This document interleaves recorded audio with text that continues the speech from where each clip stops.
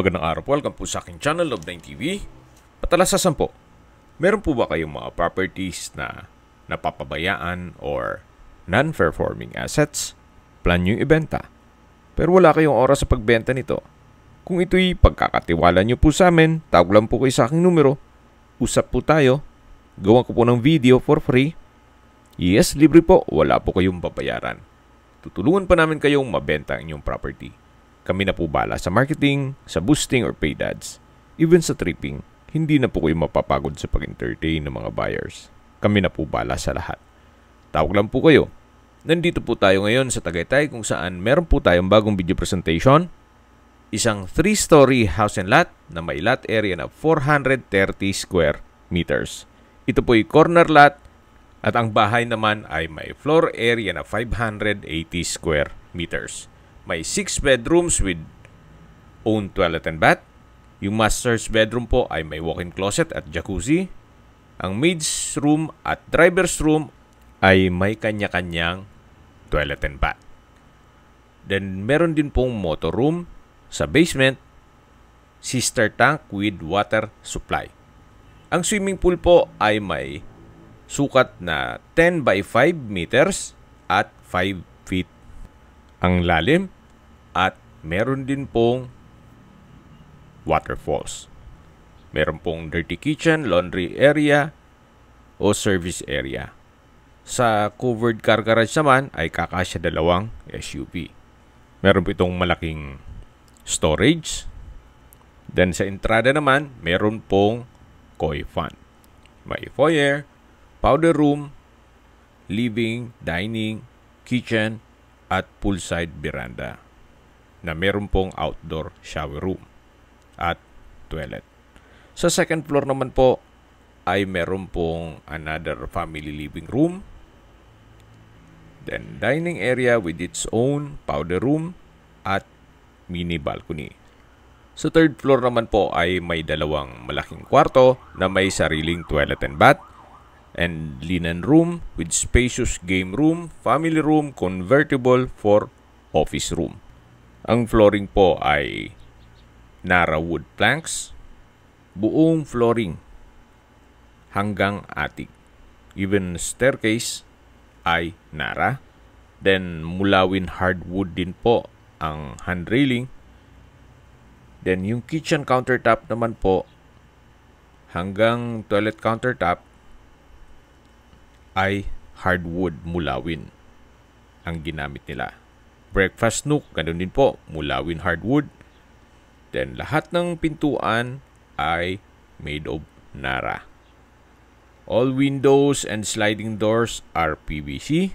Then ang ceiling naman, ganun din po, PVC ceiling ang ginamit nila. Then yung trusses, steel I-beam, cement tiles roofing with gazebo and barbecue area connecting towards the pool and garden area.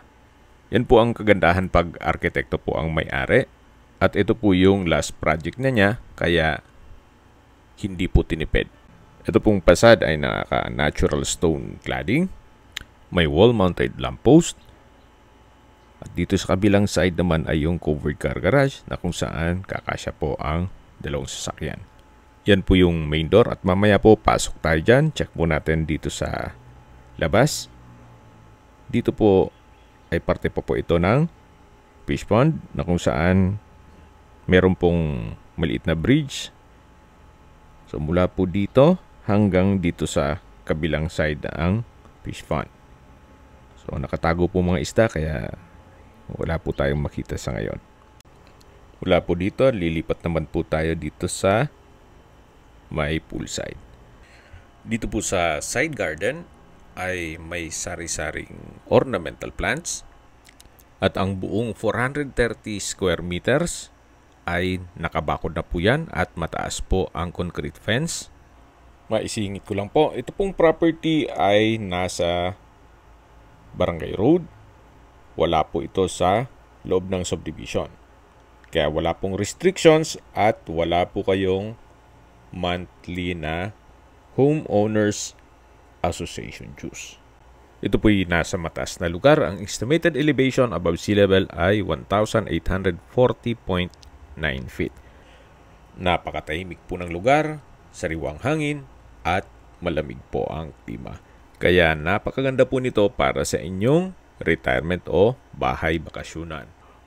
Then kung gusto nyo man maging income generating, pwede nyo naman po itong ipasok sa Airbnb. Gawa ng meron namang swimming pool at meron pa pong 6 na kwarto. Then yung driver at maid's quarter, pwede pong gawing caretaker's room. So yan po, tunghayan nyo po itong napagandang property na last project ni architect. Yung mismong owner po. Meron lang pagbabago sa kanilang plano, kaya ibebenta na lang ito. Actually, silang mag-asawa na lang po ang nakatira dito. Kaya masyadong malaki na po para sa kanila. Although dream house po nila ito, pero kailangan i-let go na po. Ang distance, location at travel time pati presyo po dito ay pakiabangan na lang po sa dulong parte ng video. At yung asking price naman po nila is negotiable. So, upon checking the property, pwede po tayong mag-counter offer sa asking price nila. At tungkol naman po sa mga furnishings o mga kagamitan sa loob ng bahay, yung mga built-in po, syempre, automatic na yung kasama. Then may ilang mga personal stuff si madam na tatanggalin nila. Kaya semi-furnished lang po ito. So bago tayo pumasok dito sa main door, check natin itong garahe. So malaki naman po siya, covered, then tile flooring. Then meron pong brickstone design, yung wall. Ito po yung steel gate. Then mula po dito sa garahe, matatanaw natin yung main door. Then another access door sa dulo. Yan po yung hagdan na papunta naman sa storage. Malaki po yan ang espasyo niyan. Dito naman po yung foyer o silid tanggapan. Mula po dito naka-wood planks na nara, then high ceiling. Then may light fixtures. Yung mga collection of plates, di po kasama yan. Then dito naman po yung powder room. Naka-solid wood door. Then may hand wash basin, vanity mirror, water closet with bidet, at ito yung naka-tile bathroom wall. So, napaganda po ng disenyo. Very artistic. So, labas na po tayo dito sa powder room. Yan po yung main door. At check natin dito sa loob. Pero bago natin i-check ang living area, ito po yung pintuan na access sa garahe na kung saan galing tayo dito kanina. So, napakalaki po ng espasyo nitong garahe. Okay, check na natin itong living area o salas. At welcome po dito sa bahay ni Madam at Architect. Tungkol sa furnishings, kung maibigan nyo naman po yan, pwede tayong makipag-negotiate. Then, meron din pong chandelier. Then, sa dulo po ay may owning type windows. Wood planks. Nara din po itong flooring.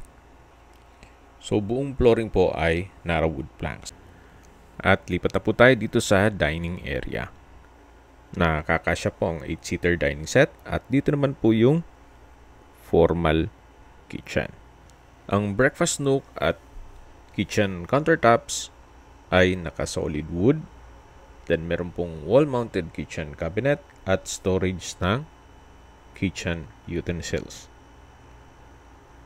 So yan po yung double stainless sink with faucet, gas range, oven, then may kitchen window, at dito naman po yung service area at dirty kitchen. So upon tripping po, i-check natin yan. So, tunghayin nyo po ulit itong formal kitchen bago tayo lumabas dito sa may living area. At tungkol naman po dito sa dining set, Wala pong nabanggit sila kung isasama yan. Pero siguro, upon negotiation, kung gusto nyo, pwede nating i-negotiate yan. Then dito naman po yung sliding glass door na access dito sa veranda, papunta dito sa swimming pool. Yan po yung may sukat na 10 by 5 meters at 5 feet po ang lalim. May waterfalls. Dito naman yung shower area, yung banyo, at maayos naman po ang bathroom fixtures nito. Dito naman yung swimming pool pump and filter na meron din pong mga ornamental plants. Dito sa side na to ay meron pong mga cage para sa kanilang pets. Kaya kung meron po kayong mga alaga, meron po kayong cage. Tunghayan nyo po ulit itong swimming pool. At papasok na po tayo dito sa loob ng bahay. Yan po yung dining area na kung saan dyan tayo galing kanina. Meron pong glass shelves. At pasok na po tayo ulit dito sa may living area na meron pong fireplace. So mula po dito sa living area, yan po yung hagdan na meron pong understairs display glass racks. Kung may mga collection kayo, pwede pong ilagay dyan. At kung meron man po kayong PWD or senior citizen sa pamilya, itong kwarto na to ang para sa kanila. Napakalawak po ng espasyo. May chandelier. Then wood planks din po ang flooring. Mayroon pong PVC access doors. Then windows. Split type aircon. May drawer and dresser. At may sariling toilet and bath with walk-in closet. So from floor to ceiling po itong walk-in closet. At meron din pong another drawer and dresser. Ito pong bathroom countertop ay made of solid wood. Then may couple hand wash basin with faucet, vanity mirror, may glass shelves, jacuzzi, bathroom window, water closet with bidet, shower enclosure, hot shower set, overhead shower. Then from floor to ceiling po ang natural stone cladding. So ito po yung toilet and bath dito sa first bedroom o master's bedroom. Okay, check na po natin yung main room na kung saan ito po yung master's bedroom. Then sa dulo po may sliding door papunta naman sa open lanai. Then naka-solid wood door din po ito. At halos katabi lang po yung access door mula garahe at main door. Yan po ulit yung living area. At ito po yung stairs o hagdan na kung saan ito'y naka wooden staircase and handrail. Dito po sa lower part ay meron pong natural stone cladding. Then may moldura din po dun sa wall. Samahan niyo po ako, akyat po tayo. At nandito na po tayo sa second floor. Na kung saan ito po yung family area. Malawak din po ang espasyo. May chandelier. Then naka-PVC ceiling panels. May glass windows. Made of PVC and owning type po. Yan po yung hagdan. Then ito po yung hallway papunta sa mga kwarto. At hanggang dito po sa second floor ay naka wooden planks din po itong flooring. Check po natin itong second bedroom na kung saan ito yung naka solid wood door. May split type aircon, owning type windows, may PVC sliding glass door, then wardrobe, center lamp, wooden planks ang flooring. So for maayos naman po ang pintura ng ceiling at wall. May pin lamps at meron po itong sariling toilet and bath. May bathroom countertop, hand wash basin, Water closet with bidet. Shower enclosure. Then may overhead shower. May bathroom window. Tile bathroom wall. So, para wala po kayong papagawa dito. So, yan po yung toilet and bath dito sa second bedroom. Yan po yung tinutukoy ko na access door. Punta sa maliit na balkonahe. At upon tripping po, check natin yan. At lalabas na po tayo dito sa pangalawang kwarto. At paglabas po natin, matatanaw yung family area, then yung hagdan. At ito po yung hallway. Ito naman po yung third bedroom o pangatlong kwarto. Ito po yung naka-solid wood door din po. At sa spasyo, malaki din po. May wardrobe. May bed frame and mattress. Study table. Owning type windows. PVC sliding door na access papunta sa maliit na balkonahe. So, ito po yung pangatlong kwarto. Okay, labas po tayo ulit dito sa may hallway. Then, check natin yung pang-apat na kwarto o fourth bedroom. Ito pong fourth bedroom ay ganun din po, naka-solid wood door.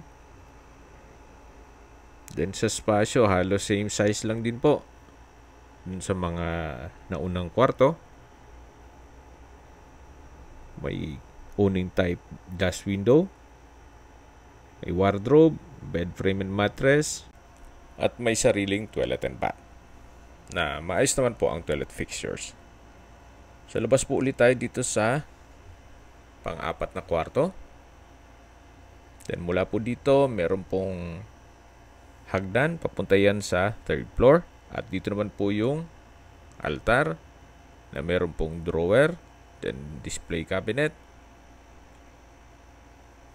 At dito naman po sa side na to ay mayroon pong dining area. Kung sakali man po na mag-midnight snack at tinatamad na bababa pa po, meron na pong espasyo dito.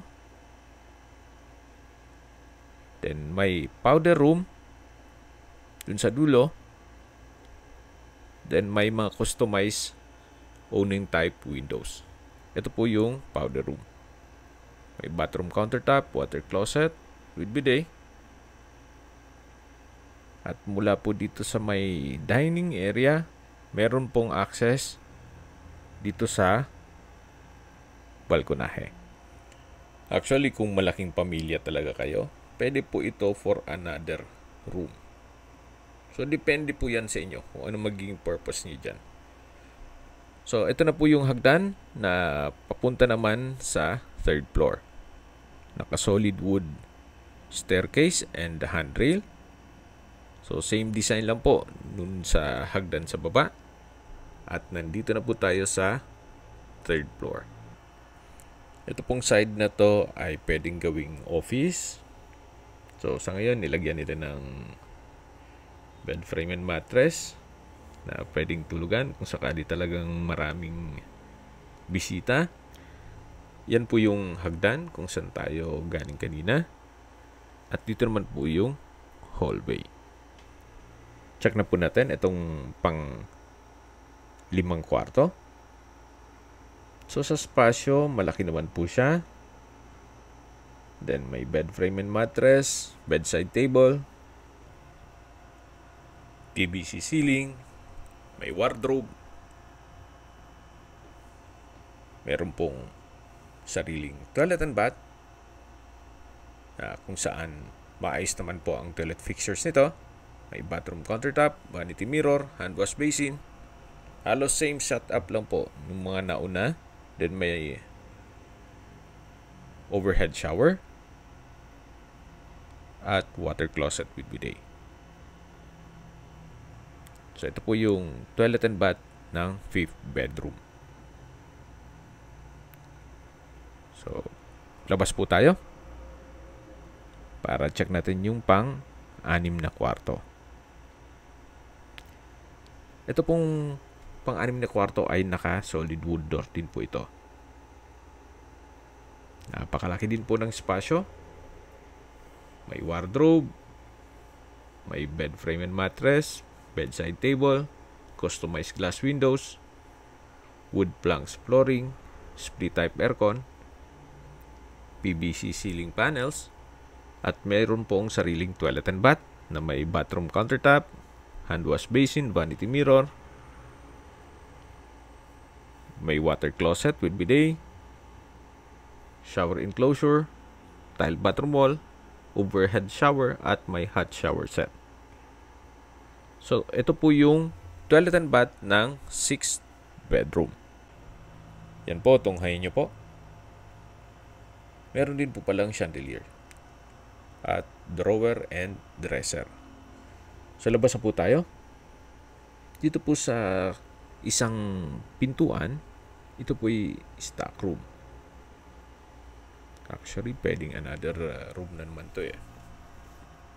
Pero may mga personal na gamit si owner, kaya hindi natin mapasok yan. So, ito po yung 3rd floor. At bababa na po tayo. So, sa mga nag-skip po ng video, summarize ko lang po. Ito pong property ay nandito po sa Tagaytay.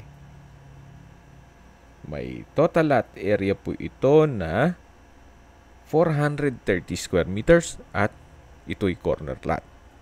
Tungkol naman sa dokumento nito, ito po'y titulado, buhay po ang may-ari, kaya wala po kayong maging problema sa documentation o sa transfer ng title.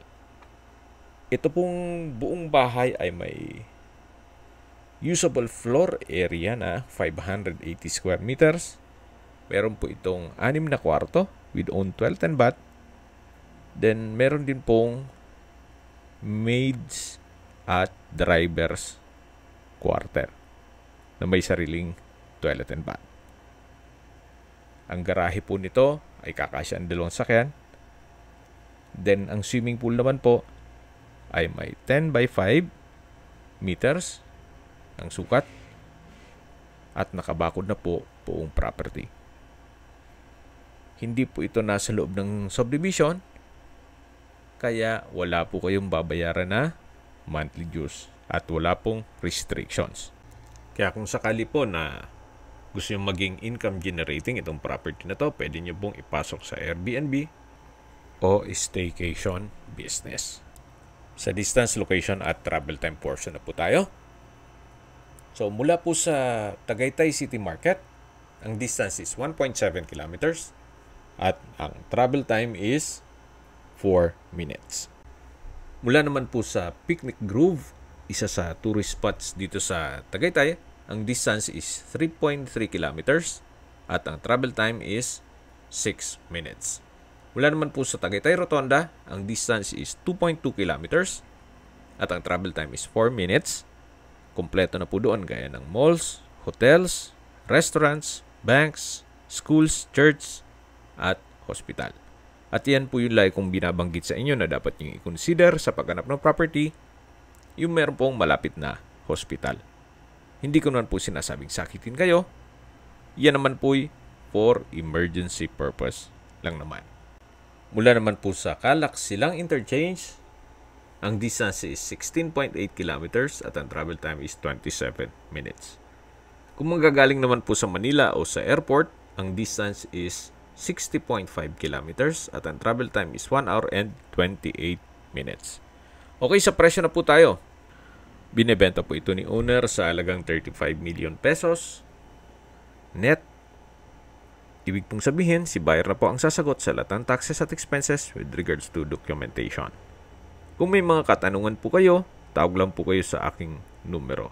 At sa mga kababayan naman natin na sa ibang bansa, meron po akong Telegram. Sa mga iPhone user naman, may iMessage. Meron din pong email, Skype, Viber at WhatsApp. Same number lang po, 0917-316-3399. Sa mga nagtatanong naman po ng aming Facebook, meron po kaming Facebook page na Nov9TV at Facebook Real Video. Meron din pong TikTok at Instagram. May ibang YouTube channel po kami na The Nov9TV channel, Nov9TV Listings, Nov9TV On The Spot, at Nov9TV Updates. Sana po naibigyan yung aming video presentation. Paki-like and subscribe na lang po sa aking channel para ma-update din po kayo sa aking future listings. Kung sakali po hanap nyo yung mas malaking sukat na lupa, meron din po kami ibang listings na pwede nyo pagpilian. Huwag po kayo mag-atubiling tumawag sa amin, then let us know your budget para malaman namin kung anong property pwede namin i-alok sa inyo. Sa lahat pong viewer, subscriber at nagtiwala po sa amin, salamat po sa suporta. Ingat po kayo lagi at yung pamilya. Maraming salamat po.